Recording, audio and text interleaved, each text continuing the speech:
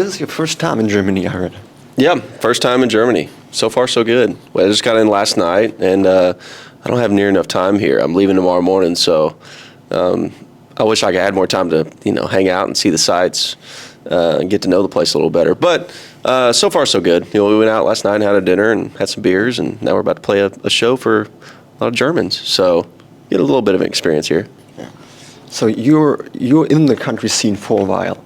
So for everybody who's not familiar with you, just you started as an Elvis impersonator. Absolutely. Right? Then played Elvis in a TV show called Sun Records. Yep.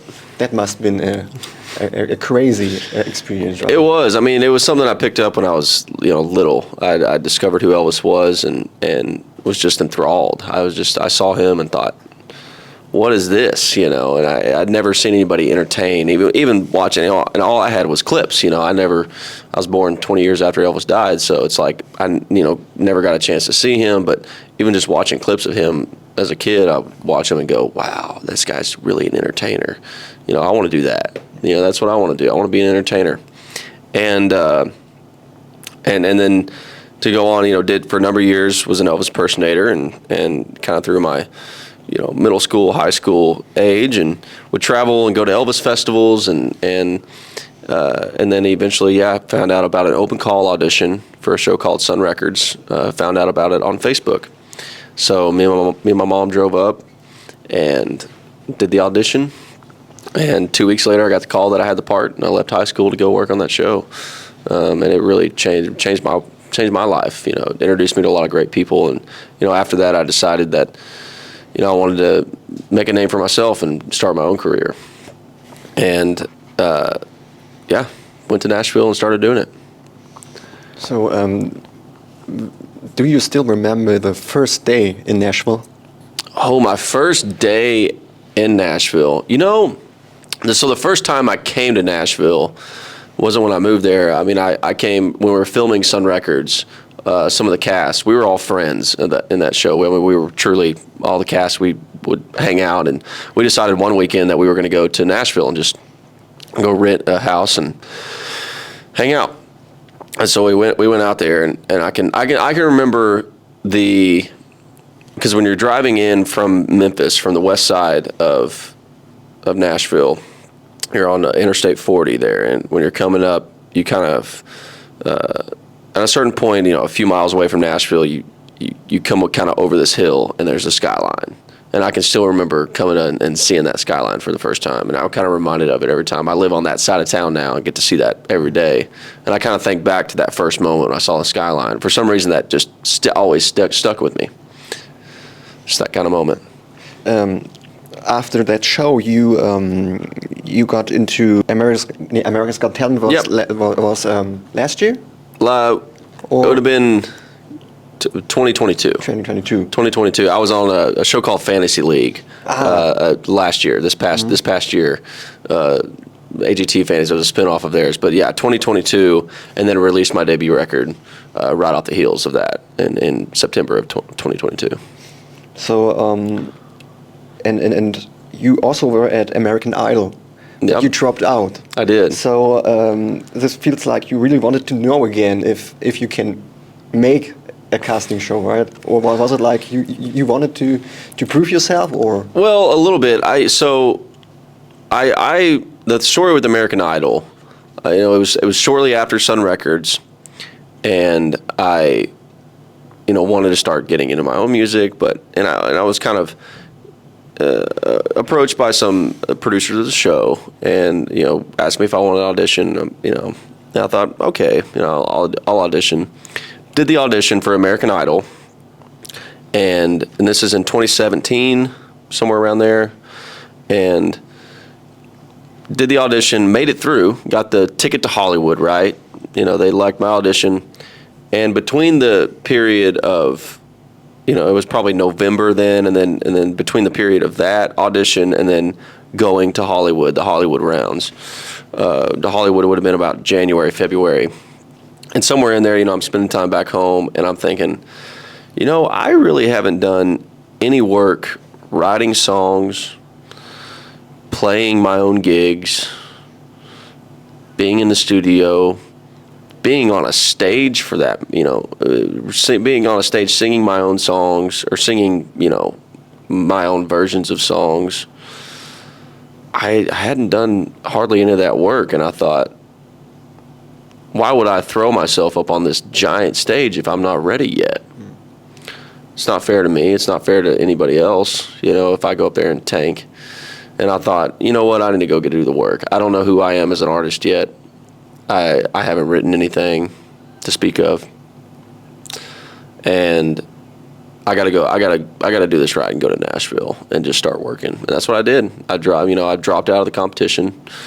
They still aired my audition on American Idol, which was cool. I got to see my audition there, and I got a good response from the judges. But I just moved to Nashville and started working, and then spent those years writing, and really, there's somebody looking in. Spent those years just writing songs, and then I guess in 2022, the opportunity for America's Got Talent came along, and I thought, all right, well, I've got this. I've been working for, at that point, about 5 years in Nashville, and I thought, I've got these songs, I've got this record done, which became Dallas Fort Worth, and I've been playing gigs. I've got a band. I've been working in the studio. I was looking at it, I'm like, I'm ready for this platform now. And so it became, America's Got Talent became the perfect platform because, one, I got to have my band with me. Two, I got to sing my original songs, and it's just a great stage, And I didn't have to compete with a whole lot of other singers either, which was kind of nice that I was one of the unique ones on that show, And I think it helped draw more eyes to what I was doing. So yeah, America's Got Talent just became the perfect opportunity, and I thought I'm ready for this, and turns out I was, and I was able to use that opportunity to my to the best advantage I could, so it's allowed me a career after that too, and I'm so glad that it did. Yeah. So for everybody who knows your music and who knows your live shows, this is so powerful, so energetic. How do you get that energy every damn day? I think it's because I just study. I love a high energy show. I love watching a high energy show. I'm not a high energy person. If we hung out all day, you know that all day long I am down here. I'm not the crazy, but when I'm on stage, it's a different guy up there. It feels like sometimes. So and I think some of it's too. I spend most of my day conserving energy for the stage. So you see me before a show, everybody's getting kind of amped up. I'm like quiet. I'm drinking my tea, I'm warming up. But I feel like I spend most of my life just conserving energy for the stage, so that when I do get up there, I try to come off a stage every night exhausted. I feel like if I don't come off a stage totally just sweat drenched and like falling down in my seat, that I feel like I didn't give it everything. So you recently released a new EP, Jukebox songs. Yeah. Friday night feeling, neon bouncing off the ceiling. Yeah, the reason we're all here. Jukebox songs of Barstool Beer. So why do you choose that name? Because in our age, we're nearly the same age, a jukebox is something that I haven't seen in a dive bar for years. Well, we have a few more jukeboxes probably in Texas. Okay. Right. They're still holding on to jukeboxes, but yeah, few and far between of legitimate jukeboxes. So really to me, I was trying to decide what to name the record, and I started looking at the song titles, and there's a song on there called Jukebox Songs and Barstool Beers. And I just saw like jukebox songs. I was like, you know what? Everything that I look for in a song, whether I'm writing it, whether I'm listening to songs to cover or listening to other songwriters' songs, getting pitched songs, I'm always looking for those ones that feel timeless and like you know, sometimes you hear a new song will come out and you thought, how has this not been done before? How has nobody, you know, how has this song not existed before this moment? And I think I've heard Bob Dylan talk about that. He's like, writing the song that he wished existed. And that to me is like what we call, if you find a jukebox somewhere, you look at the songs on there and it's always like the classics, you know, especially like, you know, I think of like 90s country, like Neon Moon, Should Have Been a Cowboy. I mean, you think of those songs are the ones that you're going to find on any jukebox, or even going back to like Pretty Woman, or, you know, it's like, or some of Elvis's songs too. You think like Don't Be Cruel, you're going to find that on the jukebox, you know. So that to me was finding those classic songs, and that once I saw that, I thought, oh, like I feel like I've found some of those with this, and that's, well, at least that's my goal with recording songs, is to find those kind of timeless songs. And I thought, well, what a perfect title, Jukebox Songs. So one of my favorite songs on that EP is I Got a Problem.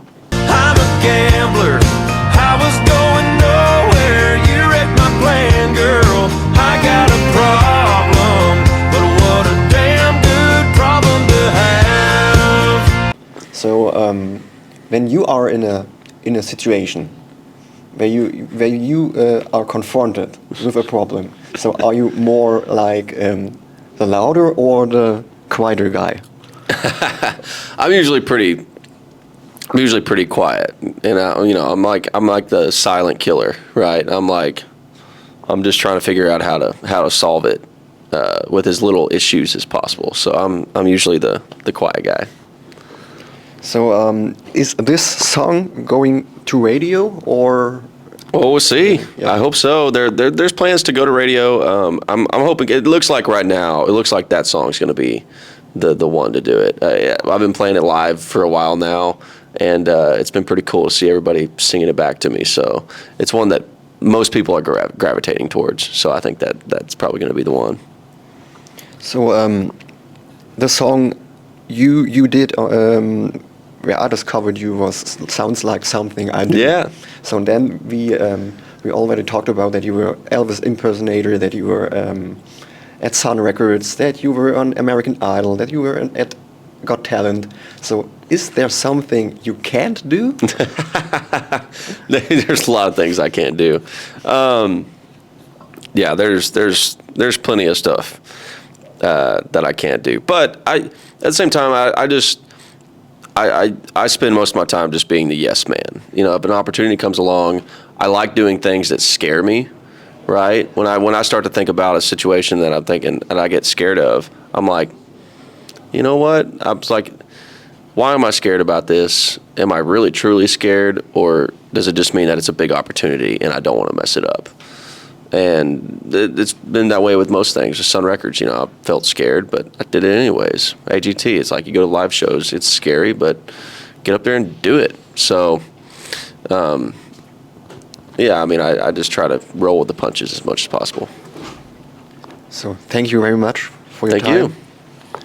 I appreciate it, and have lots of fun on stage. I will. In Germany. Oh, I will. I think the crowd will be cheering you up. Well, it's a great stage. We just sound checked, and it sounds great, and we're ready to put on a good show. Thank you. Yeah, thank you. Nice to meet you.